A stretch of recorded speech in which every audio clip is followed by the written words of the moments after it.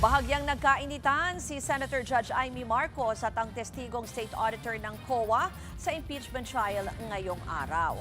Napunta kasi ang usapin kung mismong si VP Sara daw ba ang dapat managot sa maling paggamit ng confidential funds mula sa mga pinamumunuan niyang opisina. At para sa Detalye Live mula sa Senado, may Express Report si Mean Los Baños. Mean, ano ba itong naging diskusyon ni na Senadora Marcos at ng testigo? Yes, Truth. Naging bahagi ng impeachment trial ngayong araw yung naging tanong ni Senator Amy Marcos. Sino ba ang dapat managot kung sakasakaling may presumption na may mali talagang paggamit sa confidential funds ng Office of the Vice President at DepEd noong 2022 hanggang 2023? At kung sakasakali din daw na merong failure of liquidation na pwedeng pagbasehan para sabihin na nagamit sa personal na benepisyo ang nasabing pondo ng gobyerno o pondo ng bayan, sino daw ba dapat ang managot? Para kay Senator Amy Marcos, hindi si VP Sara ang dapat na gawing accountable official. Kahit na ang paggamit ng nasabing kini-question mga pondo ay under ng supervision ng Vice Presidente.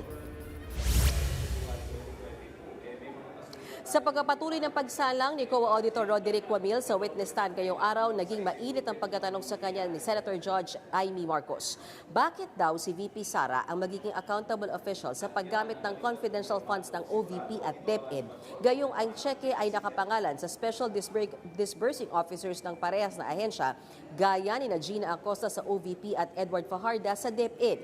Giit kasi ng Senadora, base sa joint circular na pinagbabasehan ng pag-audit ng COA, ang opisyal na may kustodiya ng government funds gaya ng Special Disbursing Officer ang pwede raw maituring na accountable official, lalo kapag may maling paggamit sa pondo. Pero nanindigan dyan, Ruth, si Attorney Wamil, may pananagutan daw si VP Sara sa kung paano ginamit ang confi funds ng dalawang opisina bilang siya ang head of agency. Panoorin natin ang bahaging yan ng impeachment trial, Ruth. Sino ang accountable officer dito sa sitwasyon na to? Kasi ang liwaliwanag na hindi naman si Vice President ang payee. Hindi naman sinasabi na nasa kanya yung pera. In the case of the OVP, si Acosta yon. In the case of DepEd, hindi ba si Fajarda yon? That is not entirely correct po, Your Honor. Because under the joint circular, it shall be the responsibility of the head of the agency first to approve yung cash advance. Pangalawa, to Oo oversee yung agency-wide utilization. Pangatlo, to ensure compliance with the joint circular. And also po, inattest din po ni OBP. Head of agency or person designated. Oo, ang liwanag sa definition ng joint circular. Mag-yes or no ka lang, kanina ka pa, inaaway mo ko lagi. Sorry po, Your Honor. But hindi po ako pwedeng mag-answer categorically since yun nga po yung provision.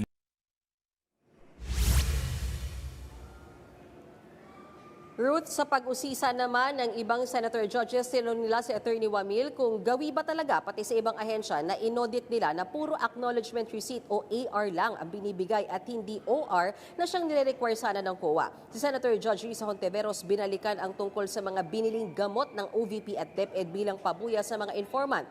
Normal daw bang gamot ang ginagawang insentibo sa mga nagbibigay ng impormasyon para sa intel operations ng mga ahensya ng gobyerno? Narito ang sagot siya ni Attorney Wamil.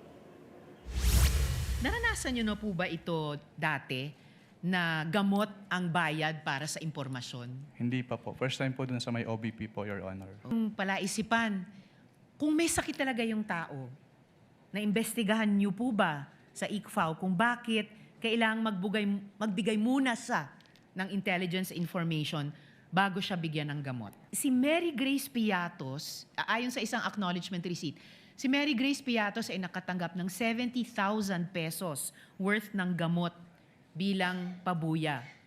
Ano po ba yung sakit niya? Hindi ko po malalaman since wala naman po dun sa document po na sinamit.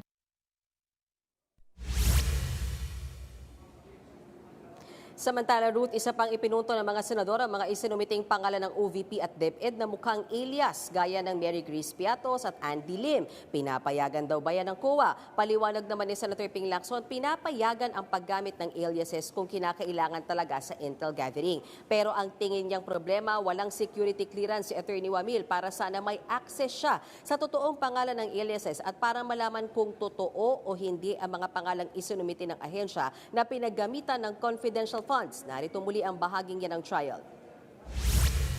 Bakit paper audit lang kayo? Wala kayong physical? Parang bitin yung inyong pagsasagawa ng audit. Kasi paano nyo malalaman kung legitimate yung pumirma doon sa acknowledgement receipts kung hindi nyo inaalam kung meron bang totoong tao na nasa likod noong mga aliases na yon? Opo. Since what we do po in ICFAO po is compliance audit lang po, Your Honor. So kung ano lang po talaga yung provisions na nasasaad dun sa joint circular, yun lang po talaga yung ginagawa namin, Your Honor. So ang naging focus po namin ay yung expenses po na based on the face of the acknowledgement receipts as well as yung date kung kailan binayad as well as yung amount po. Sa ibang mga agencies na enforcement agencies, ibang government agencies na gumagamit ng alias, pinapayagan ba o hindi?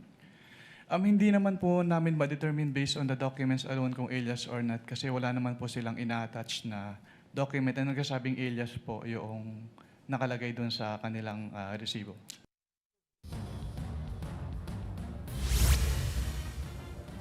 Ruth, mag-aalas 3 ng hapon, tinapos na ang impeachment trial day 13 at week 4 na rin ang impeachment trial. Kumbaga, nakakaisang buwan na tayo, no? At natapos na rin yung cross-examination, direct examination at pagtatanong ng mga senador kay Attorney Wamil. So far, dun sa 4 na linggo, Ruth, si Attorney Wamil yung pinakamatagal na witness na sumalang sa witness stand dahil inabot siya ng 3 araw. Habang bago natapos ay naisa lang na rin yung kasalukuyang auditor na ng COA, si Celine Del Campo. Sa kanya nailabas na yung notice of disallowance para sa bahagi noong confidential funds sa OVP pero kailangan pa yang ipresenta ng prosekusyon sa susunod na linggo. Ang resumption ulit ay sa Lunes, August 10, alas 10 ng umaga, Ruth. Yan po ang Express Report ni Mean Las Bañas live mula sa Senado. Mga kapatid, Ruth Cabalco, para sa mabilis na pasada ng mga balitang dapat niyong malaman, mag-follow at mag-subscribe sa social media pages ng News 5.